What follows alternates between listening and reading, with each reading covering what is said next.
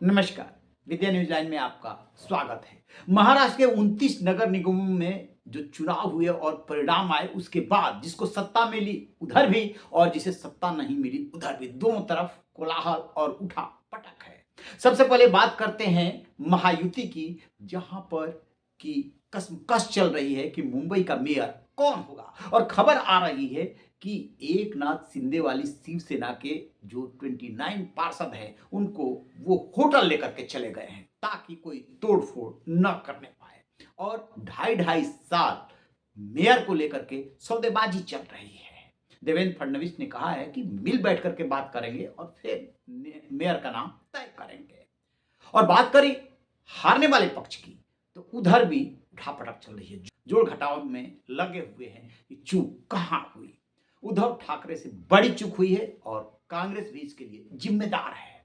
सबसे पहले कांग्रेस की बात करते हैं। वर्षा गायकवाड़ मुंबई कांग्रेस की अध्यक्ष हैं।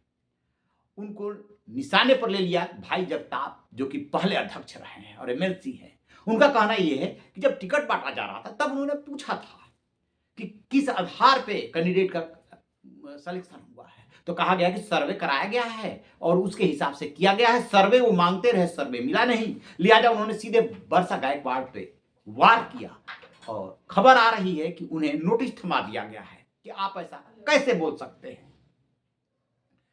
अब ये जरा सीटों पे गौर कर लेते हैं। बीजेपी पिछली बार यानी 2017 में जीती थी 82 सीट्स, इस बार जीती है 89 और शिवसेना पिछली बार जीती थी 84 सीट्स और इस बार जीती है 65 सीट, यानी कि 19 सीटें कम। तो उस लिहाज से देखेंगे 25 साल सत्ता में रहने के बाद तो शिवसेना ने उद्धव यूबीटी यानी कि उद्धव बाला साहब ठाकरे वाली जो गुट है वो कोई खराब प्रदर्शन नहीं किया है। खराब प्रदर्शन हुआ है राज ठाकरे की तरफ से। सीटें मिली है सिर्फ 6 और इतना ही 4.5% के आसपास कांग्रेस को वोट मिला है, लेकिन उसको सीटें मिली है 24। अब गौर करने वाली बात है कि एमवीए जो है किसने तोड़ा। कांग्रेस एकला चलो की राह पे चली। पहले उसने अपने आप को अलग किया और उसके बाद उद्धव ठाकरे को लगा कि भाई राज ठाकरे मराठी अस्मिता को लेकर के संघर्ष करता रहा, यदि साथ जोड़ लेते हैं तो कम से कम ये वोट बैंक जुट जाएगा। तो ये भी अलग राह चल दिए और जब आपस में मतभेद होंगे और फूट होगी, दरार होगी, तो तय मानिएगा नुकसान दोनों को होता है।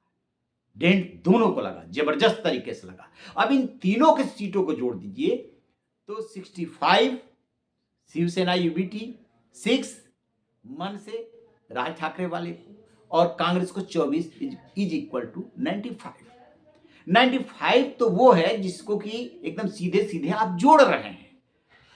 अब जरा इस पे एक रिपोर्ट सुनिए कि किस तरह से ये पासा पलट सकता था यदि उद्धव ठाकरे और कांग्रेस ये चूक नहीं करते। बीएमसी चुनाव में कुल वोटों की बात करें तो बीजेपी को 11,79,273 वोट मिले हैं, जबकि उद्धव ठाकरे की शिवसेना को 7,17,736 वोट मिले हैं और कांग्रेस को 2,42,646 वोट मिले हैं। महाराष्ट्र नवनिर्माण सेना को मिले हैं 74,946 वोट, यानी इन तीनों के वोटों को यदि जोड़ दिया जाए तो ये 10,35,000 के आसपास चला जाएगा। ये आंकड़ा बीजेपी के बिल्कुल नजदीक है, यानी कि नेक टू नेक फाइट होती। वोट परसेंट के हिसाब से बात करें तो बीजेपी को 21.58%, शिवसेना उद्धव बाला साहब ठाकरे को 13.13% और शिवसेना एकनाथ शिंदे को 5%, जबकि इंडियन नेशनल कांग्रेस को 4.44%, मनसे को 1.37% वोट मिले हैं। दलों की बात करें तो एआईएम को 68,072 वोट मिले हैं, जो कि जिसका मत प्रतिशत 1.25% है।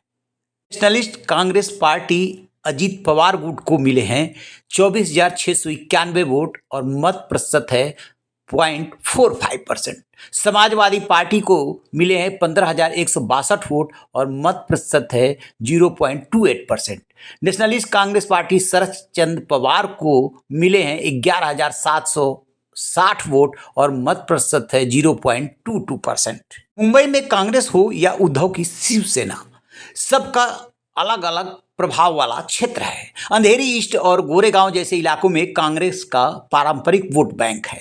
यहां पर उद्धव के उम्मीदवारों को हार मिली क्योंकि वोट बट गए। अगर गठबंधन होता तो तस्वीर दूसरी निकल करके आती। उद्धव ठाकरे परिस्थितियों को पहले ही भांप गए थे, लेकिन कांग्रेस अकेले चुनाव लड़ने का फैसला कर चुकी थी और ये भी अकेले जाने का मन बना चुके थे। लिहाजा उद्धव ठाकरे ने मनसे के साथ गठबंधन किया। 20 साल बाद दोनों भाई साथ में आए। उन्हें लगा कि राज ठाकरे मराठी अस्मिता के लिए लड़ते रहते हैं, लिहाजा उनके साथ आने से फायदा होगा।